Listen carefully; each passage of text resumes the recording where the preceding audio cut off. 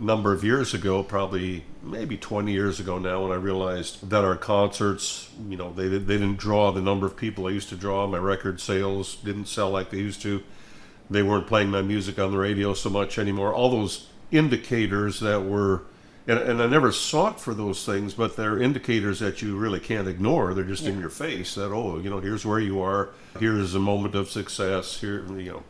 And all of a sudden that's all kind of going away. And I remember thinking at one point, I just thought, I don't know if I said it out loud, but I remember thinking very clearly, am I just one more old guy on the downhill side of life? Is this how it ends up? Kind of like Roy Rogers and at the end of his program, Happy Trails to You until we meet again. And I was reading through a devotional that year, and it's one of my favorites, Charles Spurgeon's Morning and Evening. And right when I was thinking about these things, processing, I wouldn't say depressed, but kind of sadly concerned. It just seemed like, man, I'm just, so much that was so important or so big or so whatever is just kind of all going away. One particular morning I read that devotional, and Charles Spurgeon wrote this. He said, when the children of Israel marched through the desert, the Levites marched out front. And he said, many of us in our youthful exuberance once marched at the front and won many souls to Christ, but in our latter years he calls us to a more important place, requiring more integrity, more commitment, and he moves us to the rear, and we become as the tribe of Dan. And he said the job of the Danites was to pick up the wounded and the weary and the disenfranchised.